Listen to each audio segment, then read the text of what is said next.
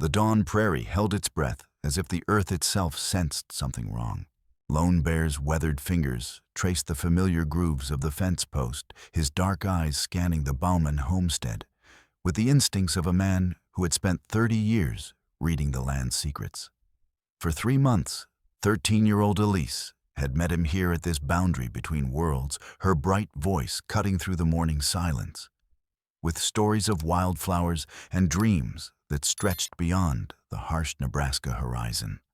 Today the fence stood empty.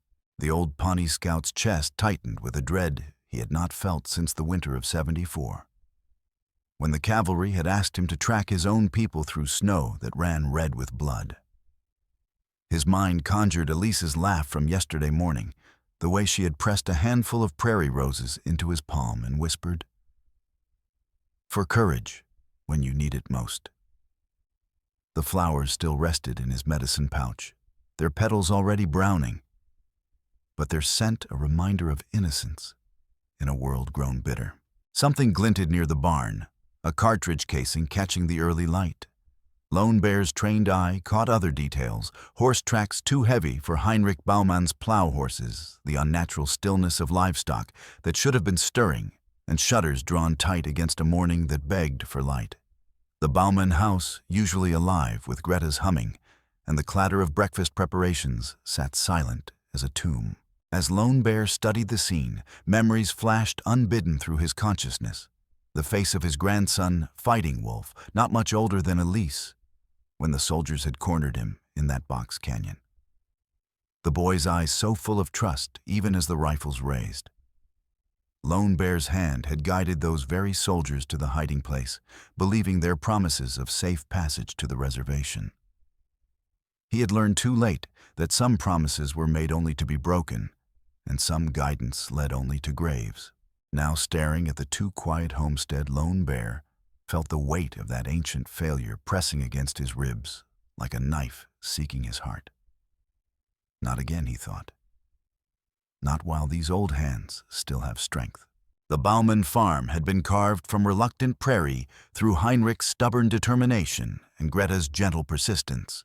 Elise often wondered how her parents had summoned the courage to leave the green valleys of Bavaria for this endless expanse of grass and sky where the wind never stopped singing its lonely song.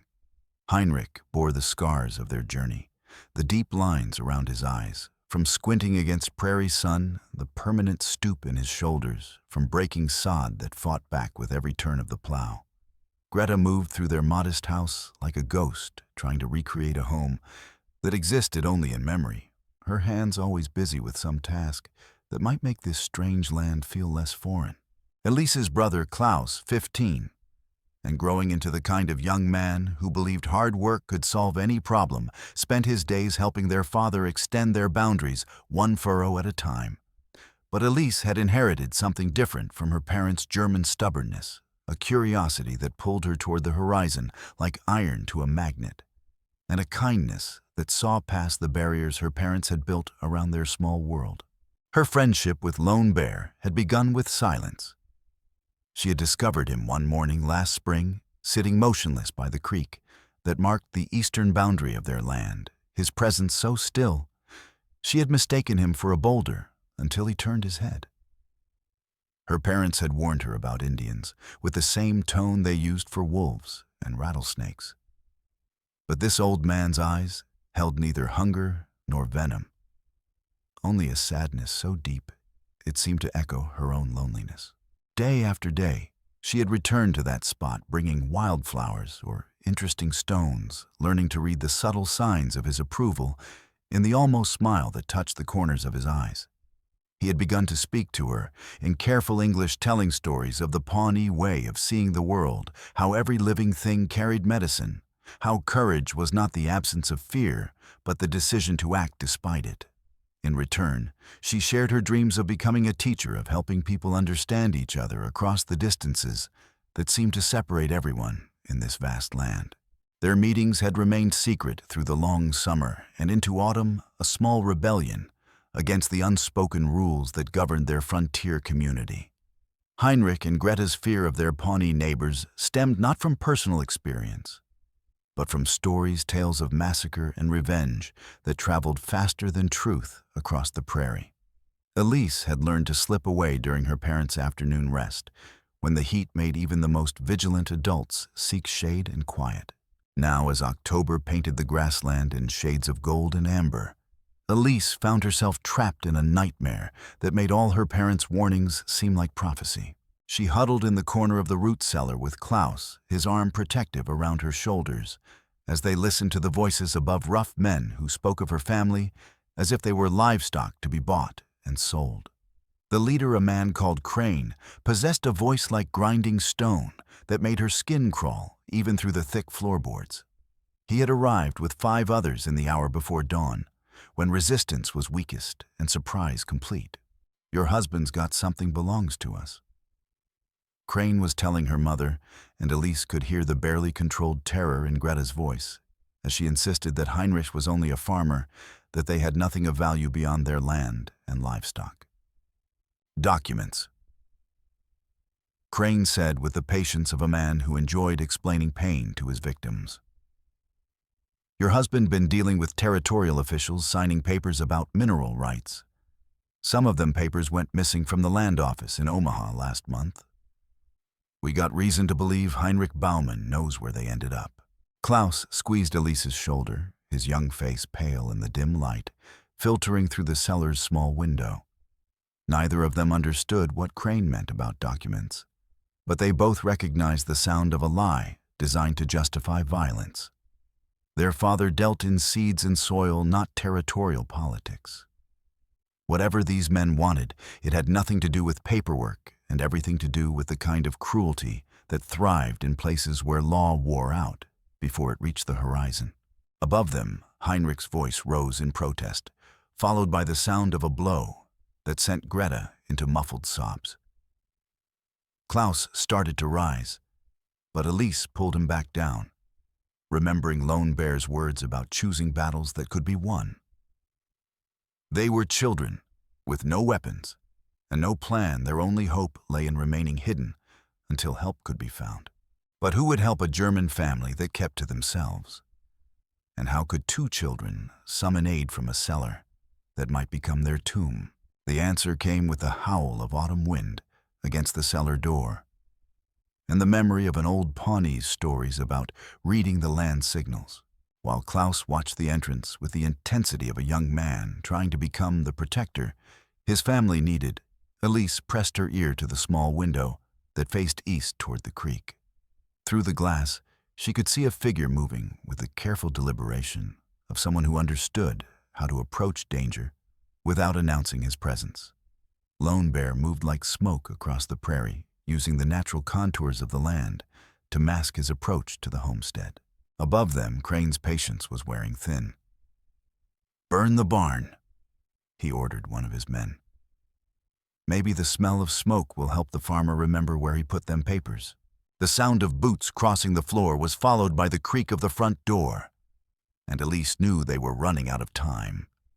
She pressed her face against the window and saw Lone Bear pause behind Heinrich's overturned wagon, his eyes taking in the scene with the systematic precision of a man who had tracked danger across more battlefields than he cared to remember. Their eyes met through the glass, and in that moment, Elise saw something shift in the old scout's expression. The careful neutrality he wore like armor fell away, replaced by the hard focus of a warrior who had found a cause worth fighting for. He held up one finger weight, then disappeared from view. Klaus had noticed the exchange. "Who is that?" He whispered, his voice tight with hope and suspicion. "A friend," Elise whispered back, and realized as she said it that the word carried more weight than she had ever given it before. In a world where friendship often stopped at the boundaries of race and tribe, where survival seemed to depend on viewing strangers as threats, Lone Bear had chosen to see her as something worth protecting. The cellar shook as something heavy hit the floor above them, followed by Heinrich's cry of pain. Greta's voice rose in German pleading words that needed no translation. Klaus's muscles tensed like a spring, and Elise knew he was gathering himself to burst through the cellar door regardless of the consequences. "Wait," she said, echoing Lone Bear's gesture. "There's a better way." But even as she spoke, the smell of smoke began to seep through the floorboards, and she realized that waiting might be a luxury they could no longer afford. Sean Riley had been feeding his chickens when he saw the smoke rising from the direction of the Bauman place. At first, he dismissed it as Heinrich burning brush, or perhaps Greta firing up the wash kettle for laundry. But the smoke was too black, too thick, and it carried on the wind the acrid smell of burning hay rather than the clean scent of managed fire. Riley set down his bucket and shaded his eyes against the morning sun, his weathered face creasing with concern. Sean Riley had lost his eldest son Tommy to outlaws 2 summers past, and the boy had been riding to town for supplies when he encountered Emmett Crane's gang on the old freight road. Tommy's horse had returned riderless at sunset, and the search party had found the boy's body 3 days later, stripped of everything valuable and left for the buzzards. The territorial marshal had promised justice, but justice moved slowly on the frontier, and Crane's reputation for brutality had only grown in the months since Tommy's murder. Now, watching smoke billow from his neighbor's property, Riley felt the familiar twist of helpless rage in his gut. He was about to harness his horse for a ride to investigate when he saw the figure approaching across the grassland, an Indian moving with the fluid grace of someone who belonged to the landscape itself. Riley's hand moved instinctively to the rifle he kept propped against the chicken coop, but something in the approaching man's posture suggested urgency rather than threat. The Indian raised both hands as he drew near the universal gesture of peaceful intent, and Riley found himself face to face with a man whose weathered features spoke of hard experience and harder choices. "You Sean Riley?" the Indian asked in English, marked by only the faintest accent. Riley nodded, his hand still resting on his rifle. "Who's asking?" "Name's Lone Bear. I've been watching the Bauman place. They got trouble, bad trouble. Men with guns holding the family." The words hit Riley like a physical blow. Heinrich and Greta Bauman were quiet neighbors who kept to themselves, but they were good people who had never caused harm to anyone. The thought of them facing the kind of violence that had claimed Tommy made Riley's vision blur with rage. "How many men?" he asked, his voice suddenly businesslike. "6, led by a man they call Crane." Riley's blood chilled. Emmett Crane was a name that carried weight across 3 territories, a man who had turned outlawry into a particularly vicious art form. Crane's gang specialized in targeting isolated homesteads, torturing information about hidden valuables from their victims before killing them to eliminate witnesses.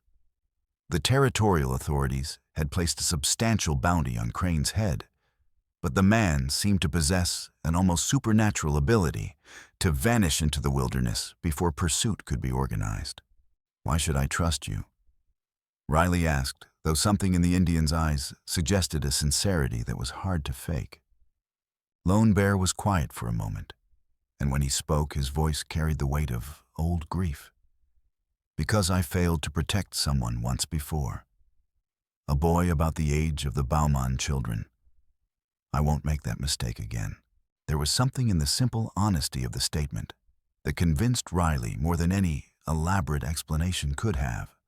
Here was a man who understood loss, who carried the burden of past failures, and was determined not to repeat them.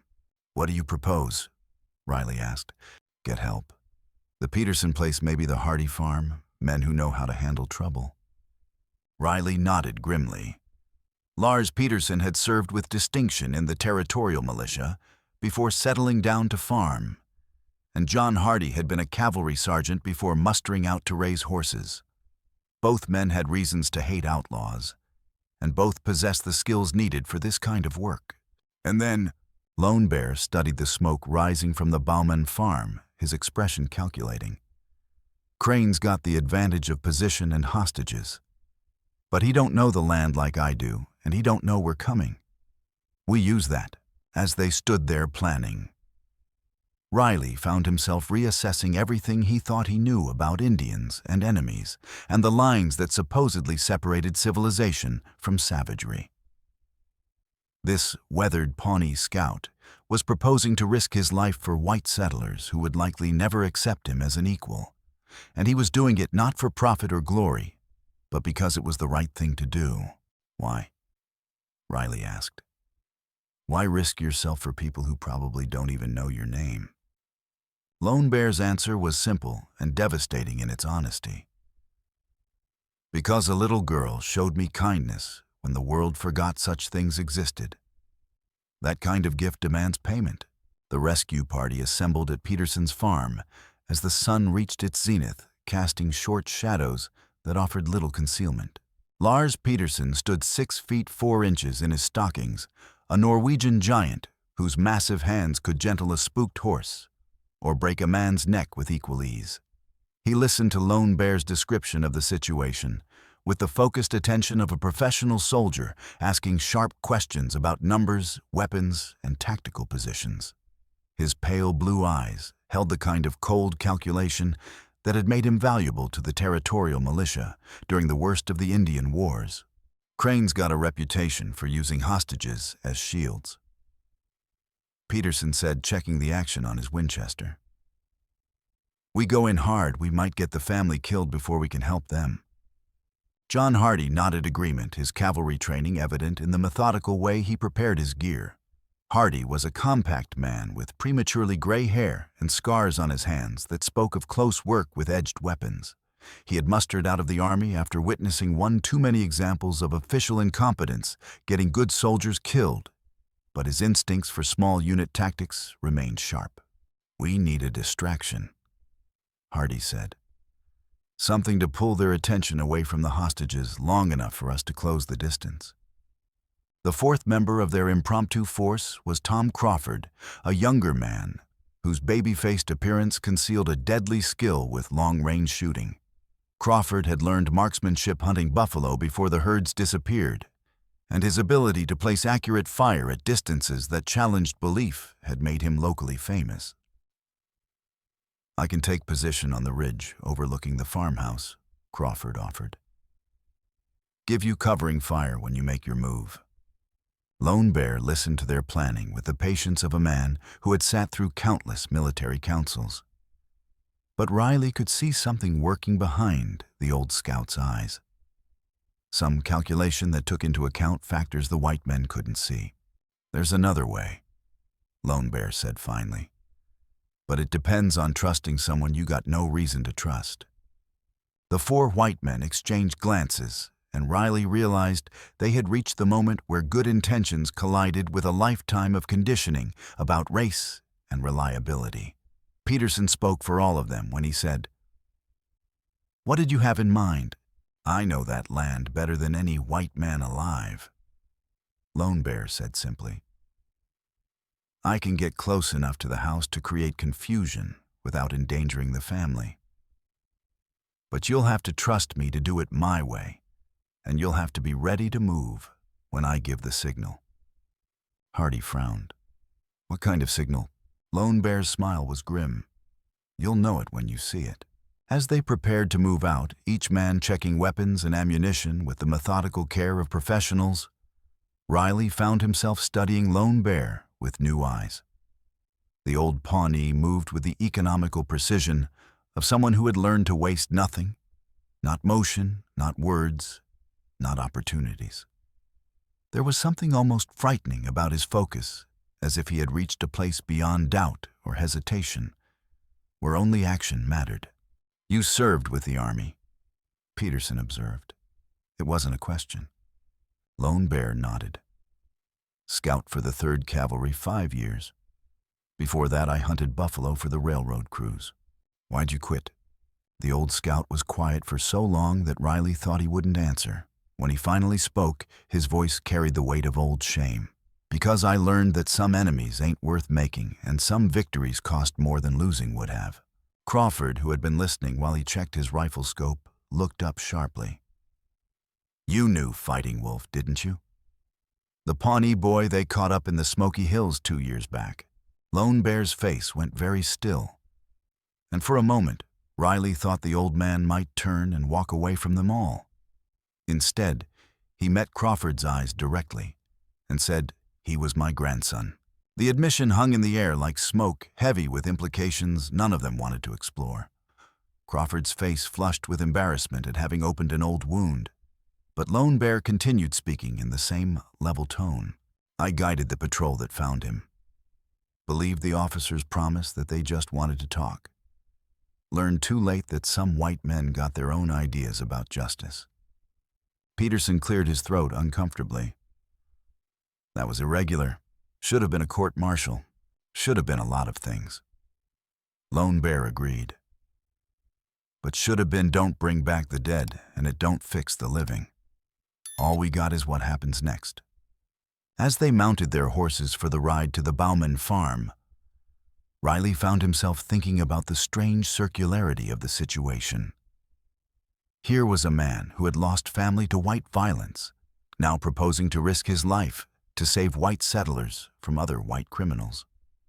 It said something about the complexity of frontier justice, that the simplest moral choice, protecting innocent people from harm, required them to set aside every prejudice and assumption they had grown up with.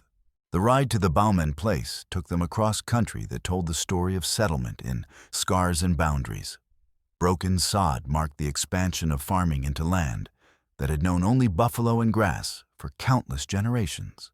Fence lines created artificial divisions in landscape that had once flowed seamlessly from horizon to horizon. The very existence of their small farms represented a kind of violence against the natural order. A truth that made Lone Bear's willingness to defend them even more remarkable. As they approached the Bauman farm, the smoke had grown thicker, and they could hear the sound of men shouting over the crackle of flames. Lone Bear dismounted, first his movements fluid despite his age. He studied the farmhouse with the intensity of a predator selecting targets, then turned to the others with instructions that carried the authority of battlefield experience. Crawford, take the ridge like you said.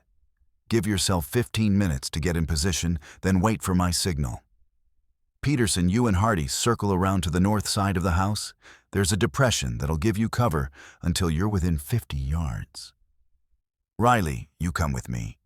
We'll approach from the creek side. What about the children? Riley asked, voicing the concern that haunted all of them. If they're in the house when the shooting starts. They ain't in the house, Lone Bear said with certainty. Crane's too smart to keep hostages where they might get hurt in crossfire. He'll have them somewhere secure, probably the root cellar or the barn. Peterson shouldered his rifle and checked his watch. 15 minutes, then we move on your signal. What if something goes wrong? Lone Bear's expression was grim. Then we improvise. But remember, Crane's got a reputation for killing hostages when he feels cornered. We get one chance to do this right.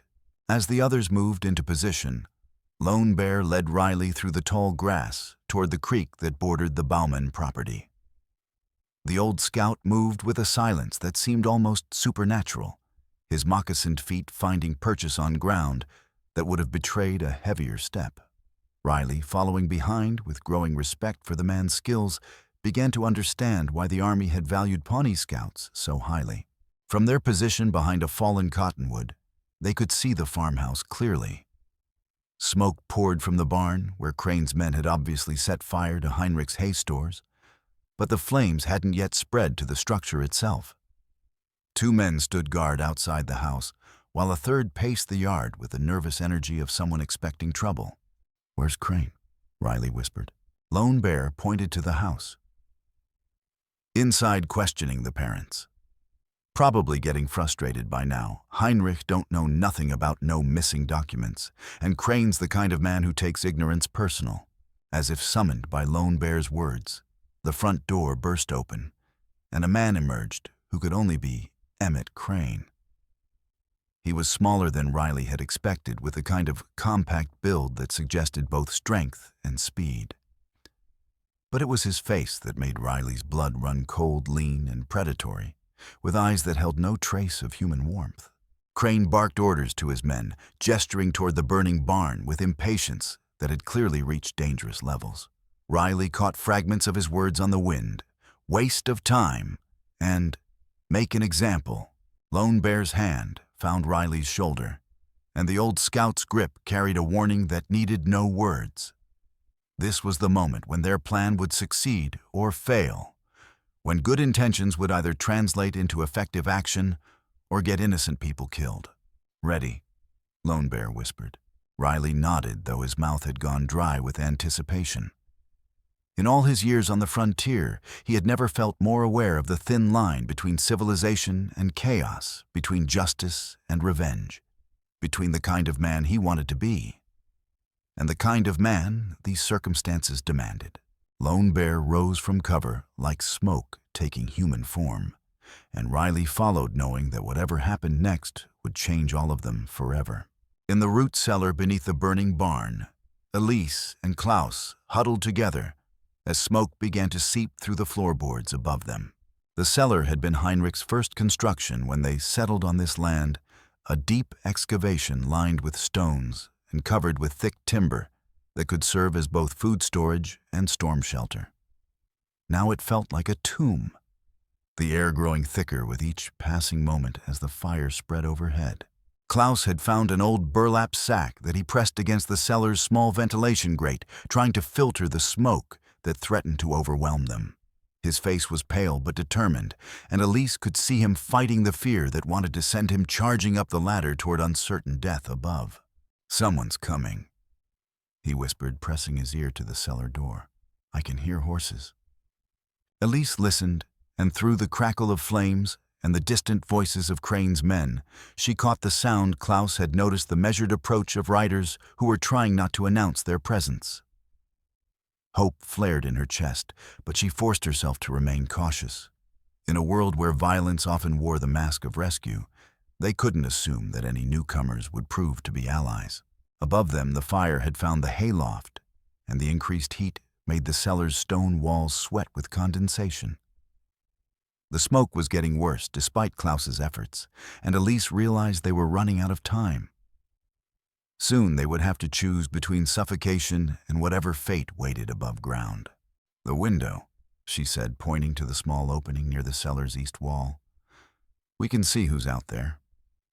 Klaus helped her climb onto a wooden crate that brought her eyes level with the glass.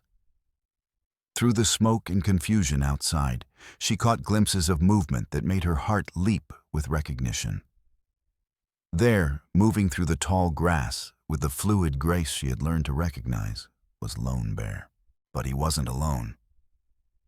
Behind him came a white man she recognized as Sean Riley, and in the distance, she could make out other figures taking positions around the farmhouse. Somehow, impossibly, help had arrived.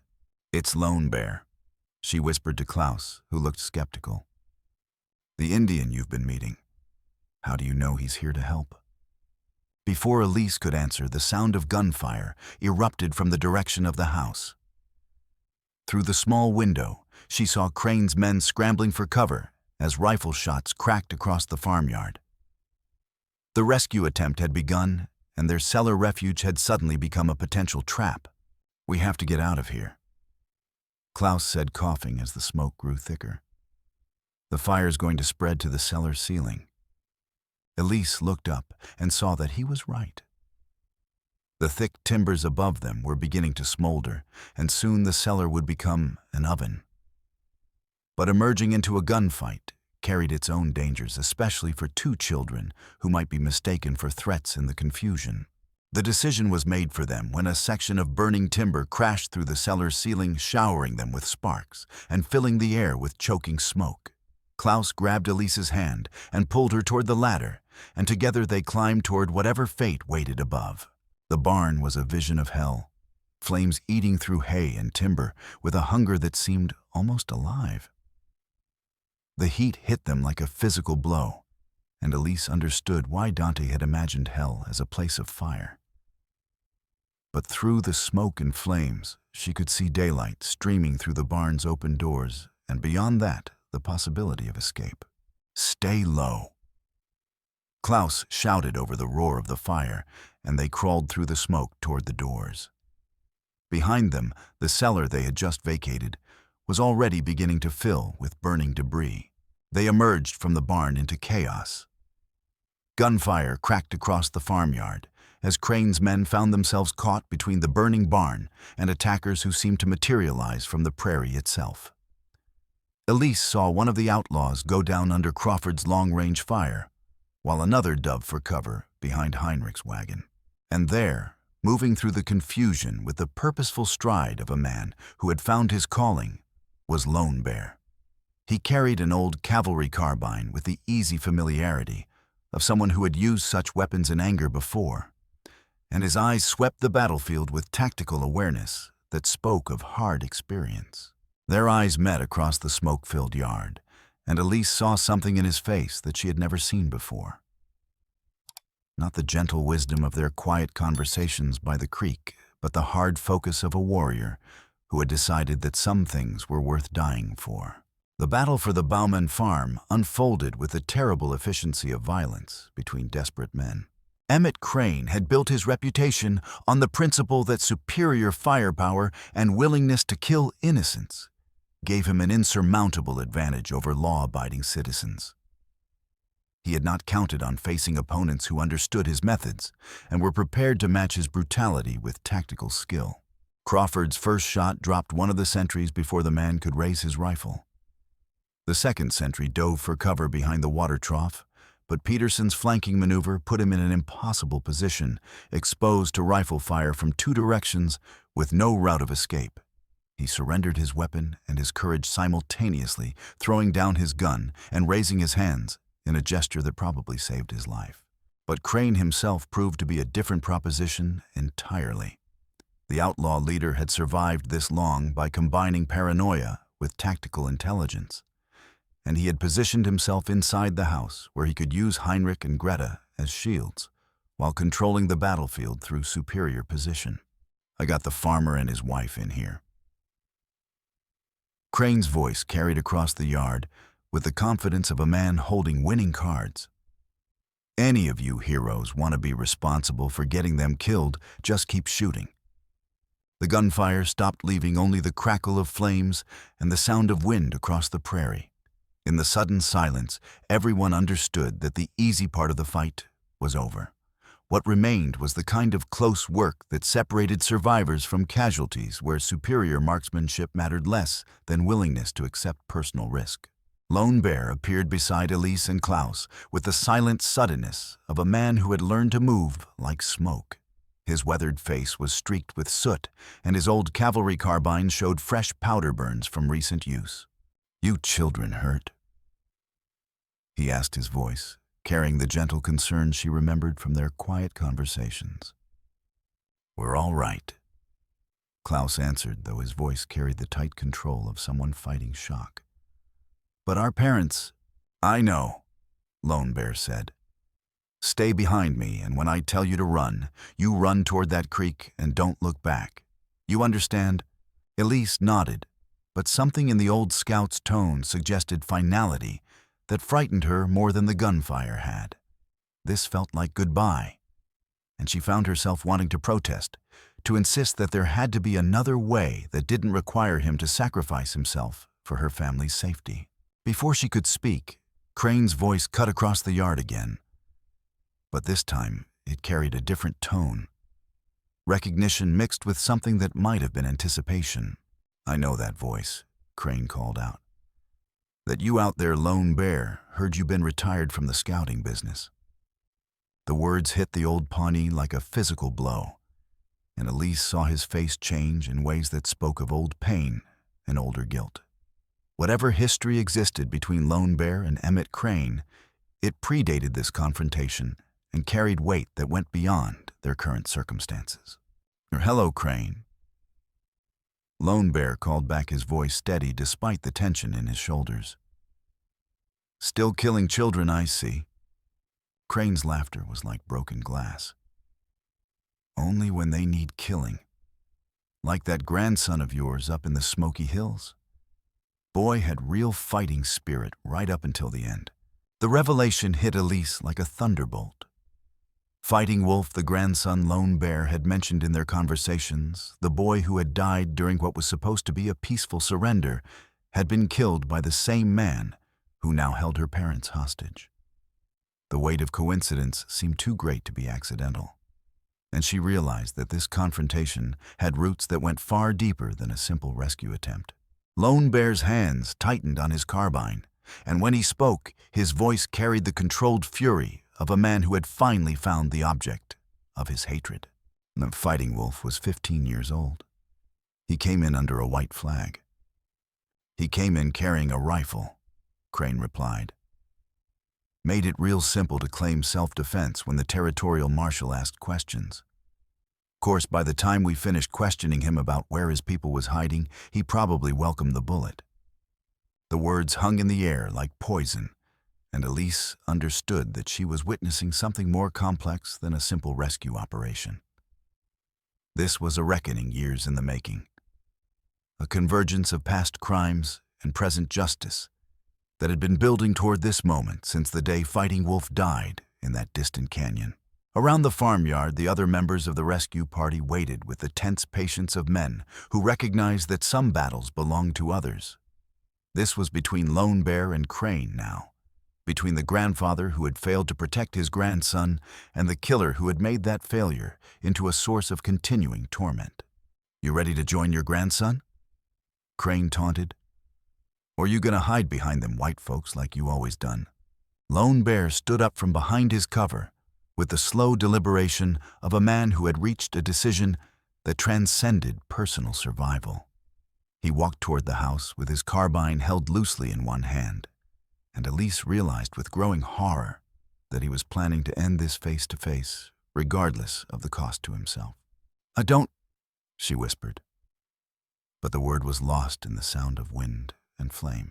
The final confrontation unfolded with the terrible inevitability of the avalanche. Crane emerged from the house, pushing Heinrich ahead of him as a human shield his revolver pressed against the German farmer's temple, with unmistakable intent. Heinrich's face was swollen from the beating he had received, but his eyes were alert and angry rather than defeated. Behind them, visible through the open doorway, Greta sat bound to a chair with a gag across her mouth and terror in her eyes. "This is how it works, old man," Crane called out. "You drop that carbine and walk toward me nice and slow. We settle this between us, and maybe the farmer and his wife live to see another day." Lone Bear continued his measured approach, but instead of dropping his weapon, he held it ready in both hands.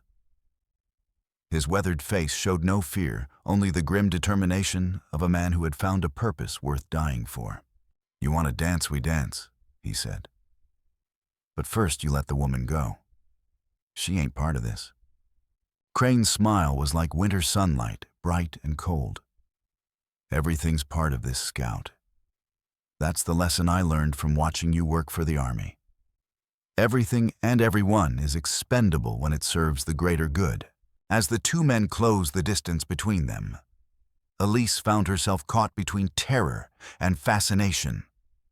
Here was violence stripped of all pretense and justification, reduced to its essential elements, two men who had been shaped by different kinds of loss into incompatible definitions of justice. 20 yards separated them when Crane made his move. He shoved Heinrich to the side and brought his revolver around with the fluid speed of a professional killer. But Lone Bear had been expecting treachery. The old scout dove left as Crane's first shot split the air where his head had been, and his carbine barked in response. Crane staggered as Lone Bear's bullet found his shoulder, but the outlaw's gun hand remained steady. His second shot caught the Pawnee scout in the leg, sending him stumbling toward the cover of Heinrich's overturned plow. What followed was a deadly game of movement and concealment, each man using the scattered debris of farm life to mask his position while seeking a clear shot at his opponent. Heinrich had crawled toward the house where he could free Greta, while the other members of the rescue party held their positions, unwilling to interfere in what had become a personal duel. Elise watched in horrified fascination as Lone Bear moved through the farmyard with fluid grace despite his wounded leg. His years of experience as an Army scout served him well here. He understood how to read terrain and use natural cover, how to move unseen across ground that offered little concealment. But Crane possessed advantages of his own. The outlaw was younger, unwounded, and motivated by the simple desire to survive, rather than the complex burden of justice that weighed on his opponent. His shots came with mechanical precision, each one forcing Lone Bear to abandon whatever cover he had found and seek a new position. The end came with shocking suddenness. Crane had maneuvered Lone Bear into a position where the old scout's options were limited, backed against the stone wall of Heinrich's well, with nowhere left to retreat. The outlaw rose from behind his cover with his revolver extended, taking careful aim at a target that couldn't escape. "This is for every white man you led to his death, you red bastard." Crane said, his voice carrying the satisfaction of a man who believed justice was finally being served. The shot that followed came not from Crane's revolver, but from an unexpected direction entirely. Klaus Baumann, 15 years old, and shaking with terror and rage, had found his father's old hunting rifle in the barn and managed to load it despite his trembling hands. His shot took Crane high in the chest, spinning the outlaw around and sending his revolver flying across the farmyard. Lone Bear struggled to his feet, blood seeping from his leg wound, but his carbine still ready. Crane lay on his back in the dirt, breathing in short, sharp gasps that spoke of lungs filling with blood. The outlaw's eyes found the old scout's face, and his expression held no fear, only a kind of bitter satisfaction. "Got you anyway," Crane wheezed. "That leg wound's gonna fester and you'll die slow instead of quick. Fitting end for a traitor." Lone Bear limped toward his fallen enemy, his carbine trained on Crane's chest, despite the obvious fact that the outlaw was beyond further resistance. When he spoke, his voice carried no triumph, only the weary satisfaction of a debt finally paid. "Fighting Wolf was worth 10 of you," he said. "And now he can rest." Crane's response was lost in a fit of coughing that brought blood to his lips. He died as he had lived without grace or dignity, his last breath expelled in a curse that no one bothered to hear. The aftermath of violence always carried its own peculiar silence. Heinrich had freed Greta from her bonds, and the German couple stood together in their dooryard, surveying the damage that had been done to their carefully ordered life. The barn was a total loss, still smoldering in places where the fire had burned hottest. Their livestock had scattered during the gunfight, and it would take days to round up the animals that represented most of their portable wealth. But they were alive, and their children were safe. By frontier standards, that represented an unqualified victory. Sean Riley and his companions moved through the farmyard with the methodical efficiency of men who had dealt with violence before. They secured weapons from the surviving outlaws, checked the wounded, and began the grim task of preparing bodies for burial. Crane and 2 of his men were dead. The others would face territorial justice for their crimes. Lone Bear sat on Heinrich's porch steps with his wounded leg extended, accepting Greta's ministrations with the patient dignity of a man who understood that gratitude sometimes expressed itself through practical care. The bullet had passed cleanly through the meat of his thigh without striking bone, and while the wound was painful, it was unlikely to prove fatal if properly tended. Elise approached him with the careful uncertainty of someone who had seen too much violence in too short a time. The old Pawnee scout looked different to her now, not diminished by what had happened, but revealed in aspects she had never suspected. The gentle storyteller who had shared wisdom by the creek had proven to be a warrior capable of terrible efficiency when circumstances demanded it. "Are you going to be all right?" she asked, settling beside him on the steps. Lone Bear considered the question with the seriousness it deserved. His leg would heal, but other wounds ran deeper and might never fully mend. The death of Emmett Crane had provided a kind of justice for Fighting Wolf, but it had also forced the old scout to embrace a violence he had spent years trying to escape. "I'll survive," he said finally. Question is whether surviving is the same as being all right.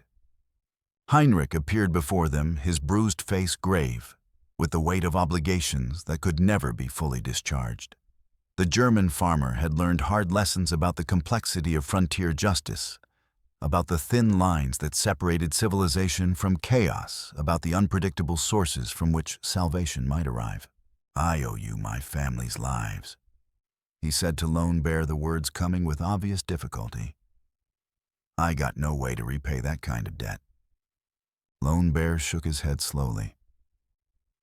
Debt was mine to pay, not yours to owe. Your daughter showed kindness to an old man when kindness was scarce. That gift needed answering. The conversation was interrupted by the arrival of riders from town territorial marshal and his deputies, drawn by reports of gunfire and burning buildings. Marshal William Hayes was a competent man who understood the complexities of frontier law, but his expression suggested he was not entirely comfortable with the scene he had discovered. "Appears you folks had some excitement," Hayes said, dismounting and surveying the aftermath with professional interest. "Want to tell me what happened?" The story emerged in fragments as each witness contributed their piece of the larger picture. Hayes listened with the patient attention of a man who had learned that frontier justice often operated according to rules that existed nowhere in legal textbooks. When the tale was complete, he stood quietly for several minutes, weighing evidence against law, practical reality against procedural requirements. Emmett Crane was wanted on charges, including murder, robbery, and terrorism. He said finally, "Far as I'm concerned, justice was served here today. Any man who participated in bringing down Crane and his gang has the gratitude of this territory." His eyes found Lone Bear's face, and something unspoken passed between the two men, recognition of complexities that existed beyond the reach of formal law acknowledgement, that justice sometimes required cooperation across boundaries that society preferred to maintain. "That include Pawnee scouts?" Lone Bear asked quietly. Hayes nodded without hesitation. "That includes anyone willing to stand up for innocent people against predators like Crane. Color of a man's skin don't change the color of his courage." The weeks that followed brought changes to the Nebraska prairie that extended far beyond the rebuilding of Heinrich's barn. Word of the fight at the Bauman farm spread through the scattered settlements like wildfire, carrying with it a story that challenged assumptions about friendship and enmity, about the sources of courage and the nature of justice. The fact that a Pawnee scout had risked his life to save a German farming family became a tale told and retold in saloons and general stores around kitchen tables and campfires until it took on the weight of legend. More importantly, it became a foundation for conversations that had never before seemed possible. When Lars Peterson encountered Pawnee hunters on his land, he offered them coffee instead of reaching for his rifle.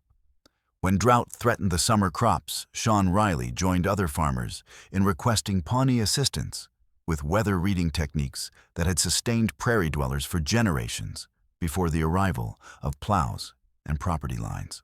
Elise found herself at the center of these changes, serving as translator and interpreter between communities that had previously viewed each other as incomprehensible threats. Her friendship with Lone Bear had given her insights into Pawnee ways of thinking that proved invaluable when misunderstandings threatened to derail fragile cooperation. The old scout himself had accepted Heinrich's invitation to recuperate at the Bauman farm, and his presence became a source of education for the entire community. Children who had been raised on stories of savage Indians discovered a gentle man who told stories of harmony between human beings and the land they shared. Adults who had seen Indians only as obstacles to progress learned about agricultural techniques and natural medicine that could enhance rather than threaten their own survival. But the changes went deeper than mere cooperation. Something fundamental had shifted in the way people thought about belonging and identity, about the definitions of community and the obligations of citizenship. The artificial boundaries that had seemed so important before the crisis between white and Indian, settled and nomadic, civilized and savage, had proven to be far more permeable than anyone had imagined. Lone Bear's leg healed slowly but completely, and as autumn turned toward winter, he began to speak of returning to the Pawnee reservation. The prospect filled Elise with sadness, but she understood that his work here had been completed. He had repaid the debt he felt he owed to Fighting Wolf's memory, and he had given her community a gift more valuable than gold: the knowledge that cooperation across racial lines was not only possible, but essential for survival on the frontier. "Will I see you again?" she asked as they walked together toward the creek where their friendship had begun. Lone Bear considered the question with the careful attention he gave to all important matters. "Friendship ain't about distance," he said finally. "What we built here, what your kindness started, that don't disappear when I ride away. It becomes part of who you are, part of how you see the world." As they reached their old meeting place by the creek, he reached into his medicine pouch and withdrew a small object wrapped in soft deerskin. Inside was a beaded medallion that caught the winter sunlight like captured fire, intricate patterns in blue and white and gold that seemed to shift and flow as the light moved across them. "This belonged to Fighting Wolf," he said, placing it in her hands. "Made by his grandmother when he was born. I want you to have it." Elise felt the weight of the gift, not just the physical presence of the beadwork, but the emotional significance of receiving something so personal, so connected to grief and memory and hope. "I can't take this," she protested. "It's too important." "That's exactly why you should take it," Lone Bear replied. "Important things need to be passed on, shared with people who understand their value. You showed kindness to an old man when nobody else would. That kindness saved your family, brought two communities together, maybe prevented a war that would have cost more lives than we can count. Fighting Wolf would want his medicine to be part of that story." As Elise accepted the medallion, she understood that she was receiving more than a piece of jewelry.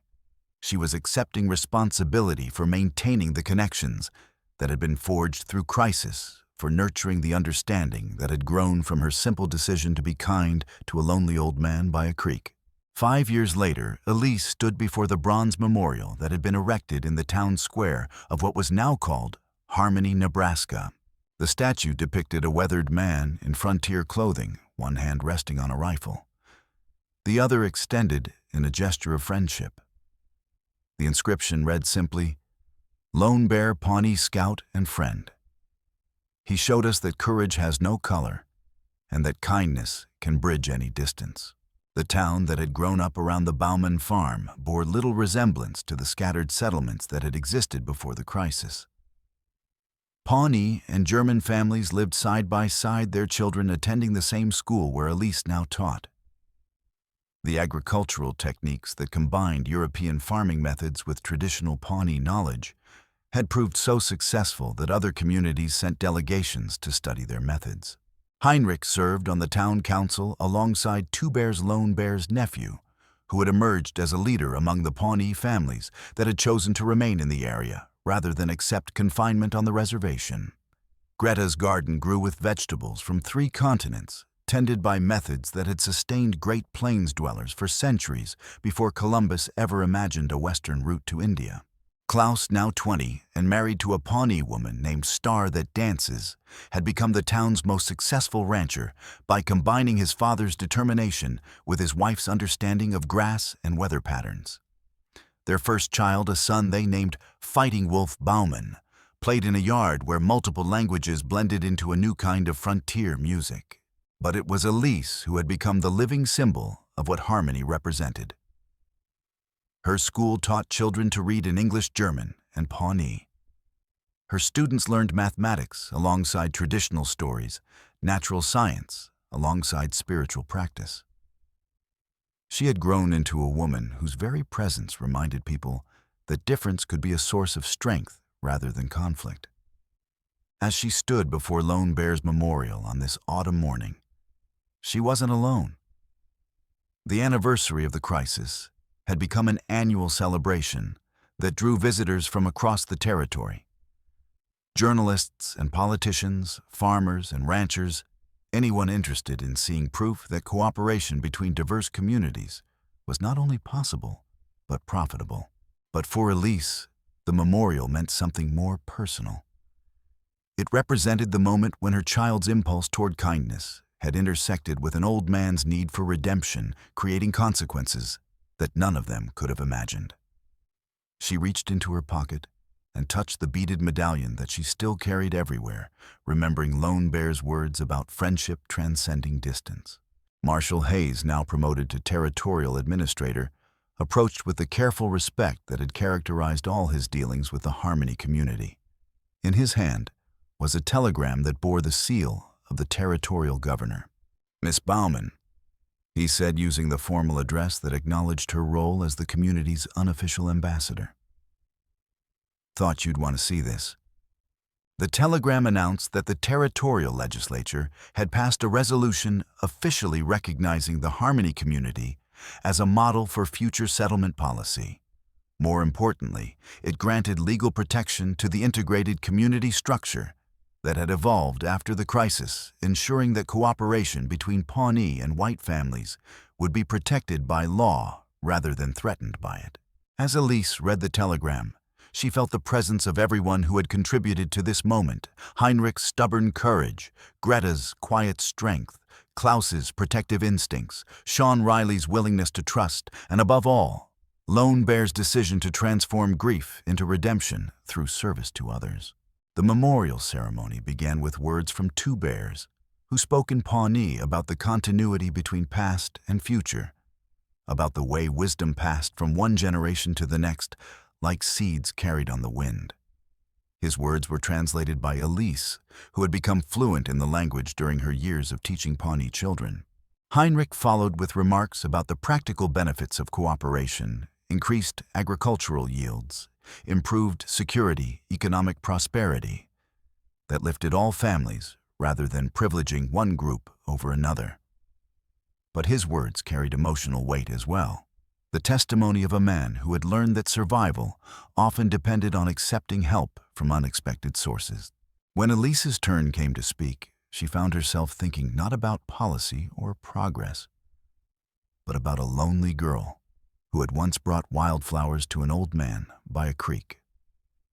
That simple act of kindness had grown into something that touched hundreds of lives, that changed the way an entire region thought about difference and belonging.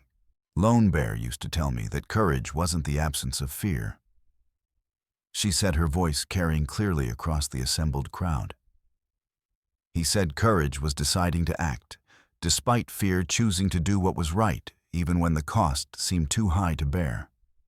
She paused, looking out at faces that reflected the diversity of their community children, whose heritage spanned continents and cultures, adults who had learned to see strength in difference, elders who had lived long enough to witness the transformation of an entire society.